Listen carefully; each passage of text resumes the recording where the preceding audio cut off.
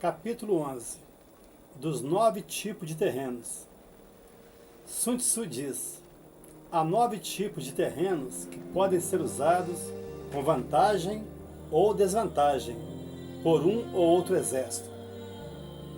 Lugares dispersivos, lugares leves, lugares disputados, lugares de reunião, lugares cheios e úmidos, lugares com várias saídas, lugares graves, lugares deteriorados e lugares mortíferos. Chamo de lugares dispersivos os que situam perto de nossas fronteiras. Tropas ociosas que permanecem muito tempo na proximidade de seus lares compõem-se de homens que têm mais vontade de perpetuar a raça do que se expor à morte. Ao primeiro sinal de aproximação dos inimigos ou de qualquer batalha eminente, o general não saberá que decisão tomar. Quando vir este grande contingente militar se dissipar e se evaporar, como a nuvem varrida pelos ventos. 2. Chamo de lugares leves os que, apesar de próximos das fronteiras, avançam em território inimigo. Nesses lugares é difícil fixar as tropas. Como o retorno é muito fácil, na primeira oportunidade nasce o desejo de retroceder. A inconstância e o capricho aqui vão de par. 3. Chamo de disputados os lugares convenientes para os dois exércitos. Tanto o inimigo quanto nós mesmos estaremos em vantagem, onde se pode instalar um acampamento cuja posição, independentemente de sua utilidade própria, pode prejudicar o adversário e impedir-lhe a visibilidade. Esses lugares podem e devem ser disputados. São os terrenos chaves. 4.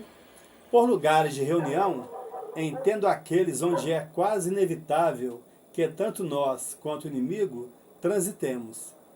São lugares onde o inimigo, tão ao alcance de suas fronteiras, quanto tu da tuas, estaria em segurança, em caso de infortúnio, ou poderia perseguir sua boa estrela, caso de início tivesse triunfado. São lugares que comunicam com o exército inimigo e com zonas de retirada. 5. Chamo de cheios e úmidos os terrenos que, por sua configuração e suas dimensões, permitem a utilização pelos dois exércitos, mas, como estão conquistados profundamente em território inimigo, não deve te incitar a travar batalha, a menos que a necessidade ou inimigo te obrigue. 6. Os lugares com várias saídas são os que permitem a junção entre os diferentes estados contíguos. Esses lugares estão na encruzilhada, onde os príncipes vizinhos podem aportar reforços à facção que lhes prover favorecer. 7. Os lugares graves são os que, situados no interior de estados inimigos, apresentam em todas as direções cidades, fortalezas, montanhas, desfilandeiros, pântanos, pontes, campos áridos ou outros obstáculos. 8. Os lugares onde tudo se mingua, onde a parte do exército não consegue ver a outra nem socorrê-la, onde há lagos, atoleiros, torrentes, rios traiçoeiros, onde só se pode avançar por pequenos pelotões, com grandes esforços e muita dificuldade, são os que chamo de deteriorados. 9. Enfim, por lugares mortíferos, Entendo todos aqueles onde nos encontramos de tal forma fragilizados que, independentemente de qualquer atitude que tomarmos, sempre estaremos em perigo. São lugares onde, combatendo-se, corre o risco de ser vencido. Ficando-se tranquilo, corre o risco de sucumbir de fome ou de doença. São lugares, em suma, onde não se deve permanecer e onde só se pode sobreviver com muita dificuldade, combatendo com força o do desespero. Esses são os 9 tipos de terrenos de que queria falar-te. Aprende a conhecê-lo para evitá-los ou aproveitá-los. Quando estiveres em lugares dispersivos, controla bem tuas tropas, mas, sobretudo, jamais traves batalhas, por mais favorável que as circunstâncias se apresentem. A vista da terra natal e a facilidade de retorno ocasionariam muitas deserções. Em breve, os campos estariam coalhados de desertores. Se estiveres em lugares leves, não estabeleças ali teu acampamento. Como teu exército ainda não tomou nenhuma cidade, nenhuma fortaleza, nenhum posto importante em território inimigo, e não tens na retaguarda nenhum dique que possa contê-lo, prevendo de dificuldades, agurras e obstáculos para avançar, é provável que prefira o que lhe parece mais fácil ao que parece mais difícil e bata em retirada. Se tiveres reconhecido lugares que te parecem chave, apodera-te deles. Não permitas que o inimigo os reconheça. Emprega toda a tua diligência. Não permita que as guarnições se separem. Esforça-te ao máximo para consolidar a posse do terreno. Mas não traves combate para expulsar o inimigo, se ele tomou a dianteira. Negocia para desalojá-lo. Se ocupastes o terreno primeiro, não te desalojes. Com relação aos lugares de reunião, tenta preceder o inimigo. Faz com que te comuniques livremente de todos os lados, que teus cavalos, teus veículos e todos os teus equipamentos possam transitar sem perigo. Nada negligencies, na medida do possível, para conquistar a boa vontade dos povos vizinhos. Busca aliança, solicita, suborna, obtenha, custe o que custar. Ela te é necessária e apenas por seu intermédio, teu exército poderá conseguir tudo o que necessita. Excesso do seu lado, penúria do lado inimigo. Em lugares plenos e úmidos, estende-se à vontade, instala-se com largueza, faz trincheiras para colocar-te a salvo de toda surpresa e espera tranquilamente que o tempo e a oportunidade ditem o momento oportuno de uma grande ação. Se estiveres perto de lugares que têm várias saídas, vários acessos, conhece-os bem. Alia-te com estados vizinhos, que nada escape a tuas pesquisas. Apodera-te de todas as rotas, não negligencies nenhuma, por mais insignificante que possa parecer, e vigia-as com muito cuidado. Se te encontrares em lugares graves, domina tudo o que te cerca. Não deixes em tua passagem de conquistar o menor posto. Sem essa precaução, corres o risco de te faltarem os víveres necessários para a manutenção de teu exército, ou veres o inimigo em teu encalço, quanto menos pensares, e seres atacado por vários lados ao mesmo tempo.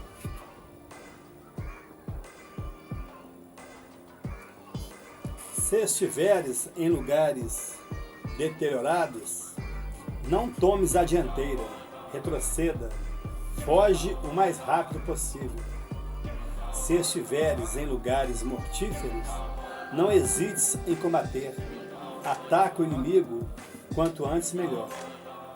Assim agiam nossos guerreiros antigamente. Esses homens notáveis, hábeis e experimentados em sua arte, tinham por princípio que a maneira de atacar e de se defender não devia ser necessariamente a mesma, mas devia emanar da natureza do terreno e da posição do exército. Diziam, ademais, que a vanguarda e a retaguarda de um exército não devem ser comandadas da mesma forma, que é preciso combater a vanguarda e romper a retaguarda, que o muito e o pouco não concordam por muito tempo, que o forte e o fraco, quando juntos, não tardam em se desentender, que o alto e o baixo não podem ser igualmente úteis, que as tropas estreitamente unidas podem facilmente se dividir, e as divisas dificilmente se unem novamente. Repetiam que um exército jamais deveria se mobilizar sem estar seguro de alguma vantagem real. E quando não houvesse nada a ganhar, deveria ficar tranquilo e proteger o acampamento. Em resumo, afirmo que toda a tua conduta militar deve calcar-se nas circunstâncias, que deves atacar ou te defender, levando em conta se o teatro da guerra se desenrola em teus domínios ou nos do inimigo. Se a guerra te faz em teu próprio país e o inimigo, sem ter permitido que te preparares, vem atacar-te com um exército bem ordenado, visando invadir o país, anexá-lo ou devastá-lo, reúne prontamente o máximo de tropas, busca socorro junto aos vizinhos e alinhados, apodera-te de lugares que o inimigo ambiciona e ele acederá a teus desejos. Coloca-o na defensiva para ganhar tempo. A rapidez é a seiva da guerra. Percorre rotas imprevistas. Procura impedir que o exército inimigo seja abastecido. Barra todos seus caminhos, ou pelo menos faz com que tenham emboscadas ou exijam muito esforço para serem conquistados. Os camponeses podem ser muito úteis e te servir melhor do que tuas próprias tropas. Mostra-lhes que devem impedir que injustos saqueadores venham pilhar seus bens e sequestrar-lhes pai, mãe, mulher e filhos. Não te mantenhas somente na defensiva. Envia partidários para interceptar os comboios. Atormenta, fadiga, ataque em todas as frentes. Força teu injusto agressor de se arrepender de sua temeridade. Constranja-o a bater em retirada, só levando como troféu a ignomínia da derrota. Se travares a guerra em país inimigo, evita dividir tuas tropas, ou melhor, nunca as divida, que elas estejam sempre reunidas e solidárias. Cuida que elas sempre estejam em lugares férteis e abundantes. Se as tropas viessem a passar fome, a miséria e as doenças causariam mais devastidão do que os longos anos da espada inimiga. Obtém pacificamente todos os reforços necessários. Só empregue a força quando os outros meios estiverem sido infrutíferos. Façam que os aldeões e os camponeses julguem interessante vir por conta própria oferecer-te viveres, mas repito, jamais divida as tropas. Todo o resto permanecendo igual, o exército que combate em terreno próprio é duplamente mais forte. Se combates em território inimigo, presta atenção nessa máxima, sobretudo se tiveres avançado em suas terras. Conduz teu exército inteiro, realiza todas as operações militares no maior sigilo, torna-te inescrutável, Apenas tu deves saber o que fazer quando chegar a hora. Às vezes, podes estar reduzido a não saber aonde ir, nem para que lado recorrer. Nesse caso, não te precipites. Espera tudo do tempo e das circunstâncias. Sê inquebrantável onde estiveres. Se te engajaste inadequadamente, evita fugir. A fuga causaria tua perda. Perece em vez de recuar. Pelo menos morrerás com bravura. Comanda com brio teu exército, acostumado a ignorar teus desígnios, ignora o perigo que o ameaça. Acreditará que tiveste tuas razões para agir como agistes, e combaterá com tanta disciplina e coragem como se estivesse longamente preparado para a batalha. Se triunfares, a força e a coragem e a determinação de teus soldados redobrará. Tua reputação crescerá na mesma proporção do risco incorrido. Teu exército se acreditará invencível sobre o seu comando.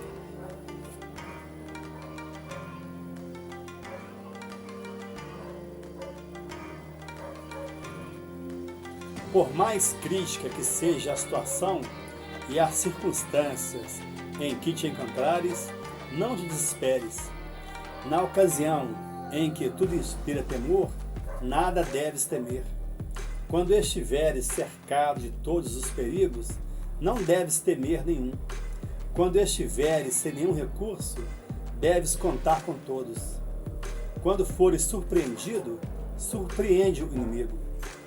Instrui de tal forma tuas tropas que elas estejam prontas, sem preparativos, que encontrem grandes vantagens onde não esperem encontrar, que, sem nenhuma ordem particular de sua parte, improvisem decisões a tomar, que, sem proibição expressa, se furtem a tudo que contraria a disciplina.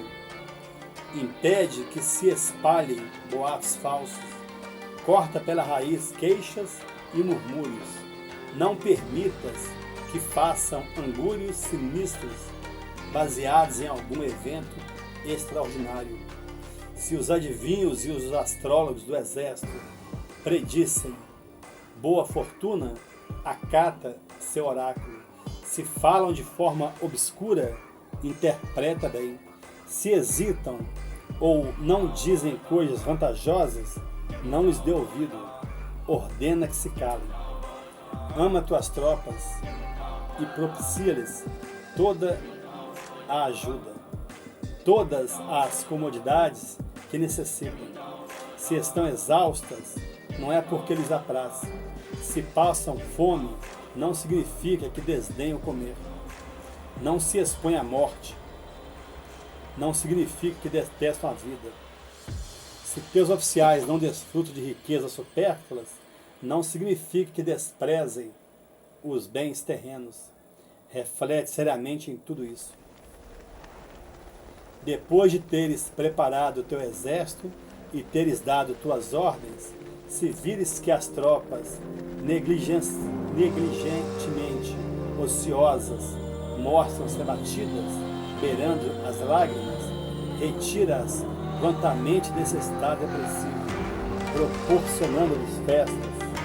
Façam que ouçam o rufar de tambores e outros instrumentos militares. Exercita-as, faz com que façam evoluções, que mudem de lugar, levanta a terrenos inóspitos, onde tenham que morejar.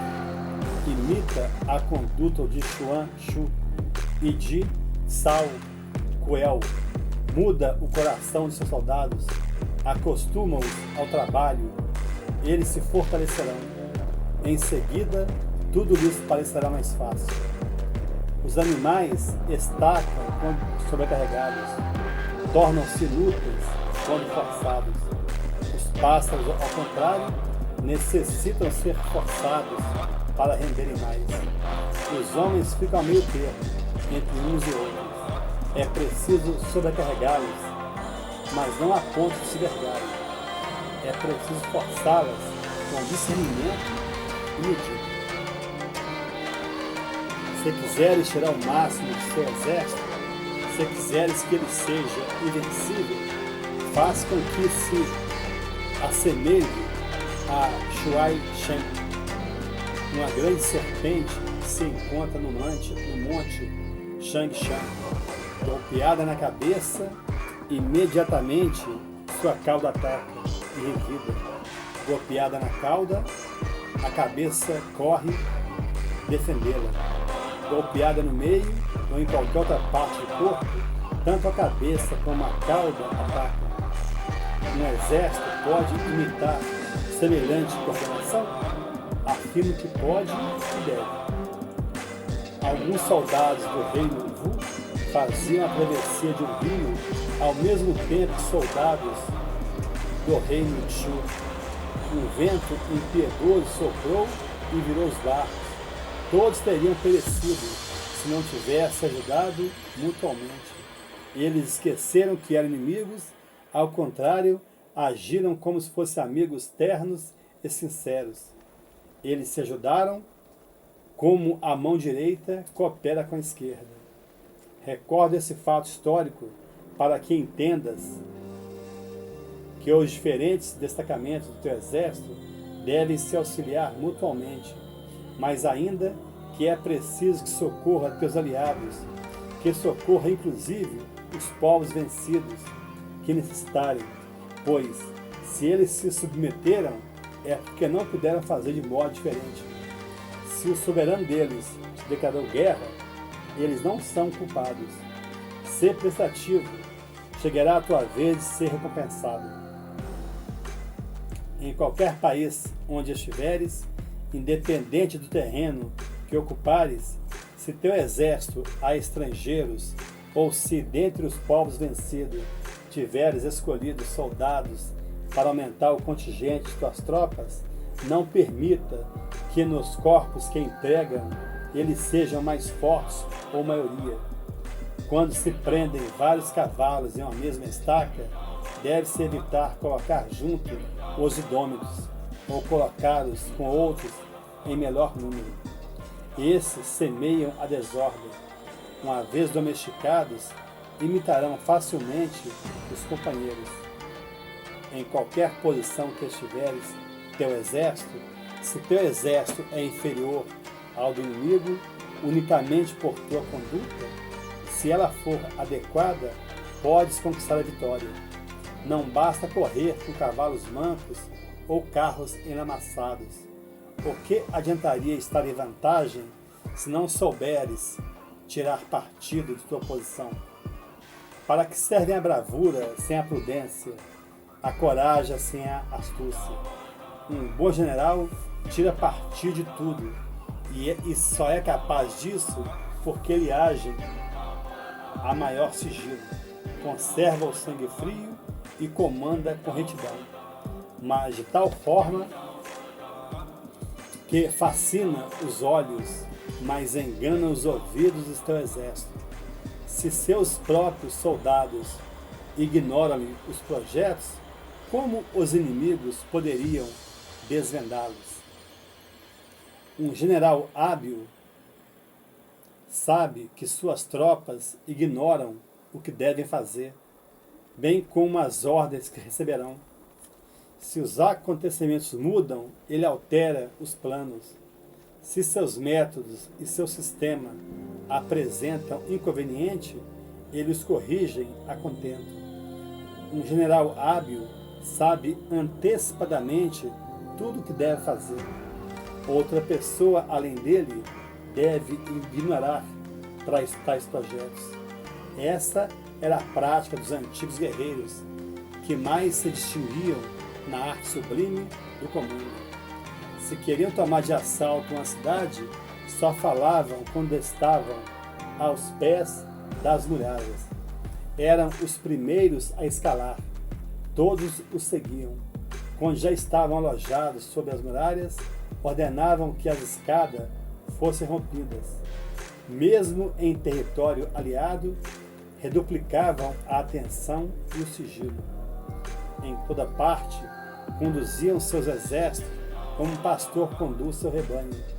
Conduziam-nos onde lhes aprazia, faziam ir e vir sem murmúrio, sem que um único soldado se rebelasse. A principal ciência de um general consiste em conhecer perfeitamente os 9 tipos de terrenos, a fim de efetuar adequadamente as 9 mudanças. Toda arte consiste em saber instalar e retirar as tropas, de acordo com os terrenos e as circunstâncias, a trabalhar eficazmente para dissimular as próprias intenções e descobrir as do inimigo, a ter por princípio que tropas bem avançadas em território inimigo tornam-se solidárias, mas se dispersam facilmente quando permanecem nas fronteiras, que elas já conseguiram meia vitória quando se apossaram de todos os assentos e de todas as saídas, tanto do lugar onde deveriam acampar, quanto das imediações do campo inimigo, o que é um comer de vitória e está acampado em um terreno vasto, espaçoso e aberto de todos os lados. Mas é quase ter vencido quando se apossaram de todos os pequenos postos, de todos os caminhos, de todos os vilarejos em terras inimigas e, mediante sua civilidade, conquistaram o respeito dos que desejam vencer ou dos vencidos. Instruído pela experiência e por minhas próprias reflexões, tentei, quando comandava os exércitos, praticar tudo o que recomendo aqui. Quando estava em lugares dispersivos, trabalhava para a união dos corações, para a uniformidade dos sentimentos. Quando estava em lugares leves, reunia meus homens e os ocupava utilmente. Quando estava em lugares disputados, tentava me apoderar do terreno, quando possível. Se o inimigo me tivesse precedido, usava todos os subterfúgios para desalojá-lo. Quando estava em lugar de reunião, aproveitava com extrema vigilância e empreitava o inimigo.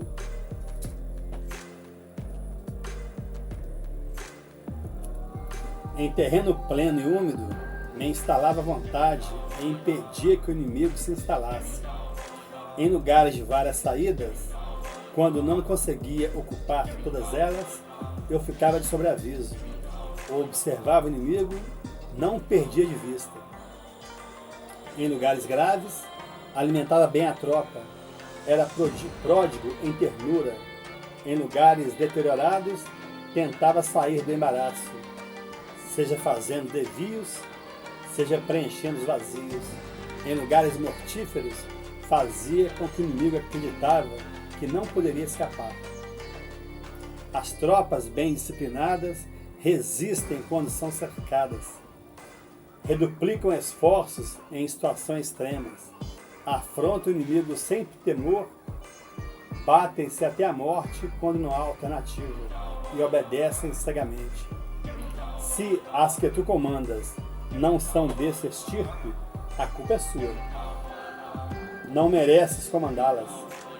Se ignoras planos dos estados vizinhos, não poderás preparar tuas alianças no momento oportuno. Se não sabes qual é o contingente inimigo que deves combater, não conheces teu ponto forte e fraco. Não te prepararás nem tomarás as providências necessárias para combater teu exército. Não mereces comandar.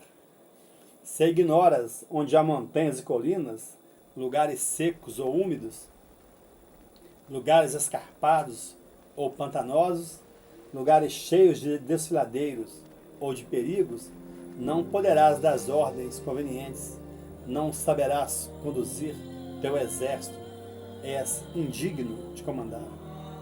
Se não conhece todos os caminhos, se não tens cuidado de te cercar de guias seguras e fiéis para te conduzir pelas estradas desconhecidas, não atingirás aquilo que te propões. Serás vítima das inimigas. não mereces comandar. Quando um rei hegemônico ataca um estado poderoso, ele impede que o inimigo se concentre, intimida-o, intercepta os esforços de aliados, então reduz-se a rei hegemônico, não combate alianças poderosas de estados e não encoraja o poder de outros estados.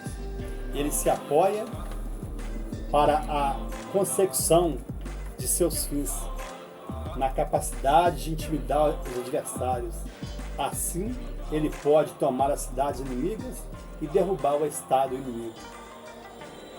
Se não conheces a arte das alianças, tuas tropas não poderão valer-se da força dos vassalos feudatárias.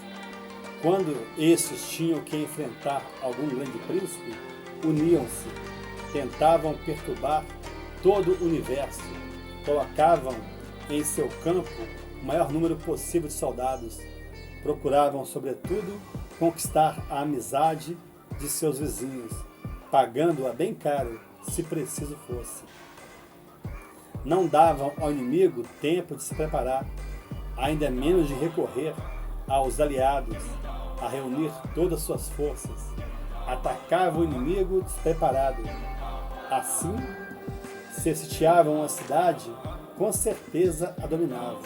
Se queriam conquistar uma província, realizavam seu intento. Por mais vantagens que já tivesse conseguido, não dormiam sob as louras da vitória. Jamais permitiam que o ócio ou a devassidão enfraquecessem seu exército. Mantinham uma estreita disciplina, punindo severamente sempre que necessário. Recompensavam com prodigalidade quando as ocasiões a exigiam. Além das leis ordinárias de guerra, promulgavam outras em função do tempo e do lugar. Queres vencer? Toma por modelo a conduta que acaba de traçar.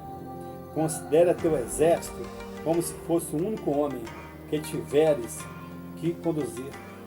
Não reveles jamais teu móvel, alardeia todas as vantagens, mas oculta cuidadosamente a menor perda. Toma todas as decisões no maior sigilo, coloca-as numa situação perigosa e eles sobreviverão, pois um exército que combate num campo de morte pode transformar o revés em vitória. Recompensa sem seguir normas rotineiras, publica ordens sem levar em conta as precedentes. Assim, poderá te servir do exército inteiro como de um único homem. Vislumbra todas as providências do inimigo, toma medidas eficazes para atingir o general inimigo. O general estando morto, só combaterás contra rebeldes. O nó das operações militares depende de tua faculdade de dissimular que acatas o desejo do inimigo. Jamais divide tuas forças. A concentração te permite matar o general inimigo, mesmo a uma grande distância. Essa é uma forma engenhosa de atingires teu objetivo. Quando o inimigo te oferecer uma oportunidade, aproveita rapidamente a vantagem. Toma a dianteira, apropriando-te de algo relevante para ele e avança segundo um plano fixado em segredo. A doutrina da guerra consiste em acompanhar a situação do inimigo, a fim de decidir a batalha. Assim que teu exército tiver cruzado as fronteiras, bloqueia as entradas, inutiliza as instruções que estiverem em tuas mãos e impede a circulação de notícias. Rompe as relações com os inimigos, reúne teu conselho e exorta-o a executar o plano traçado. Em seguida, ataca o inimigo. Antes de começar a campanha, sê como uma jovem que não sai de casa. Ela ocupa-se das tarefas caseiras, cuida de tudo, vê tudo, ouve tudo, mas aparentemente não se intromete em nada. uma vez a campanha começada, imita a rapidez de uma lebre que, perseguida pelos caçadores, tenta por 1000 desvios refugiar-se, com toda segurança, em seu covil.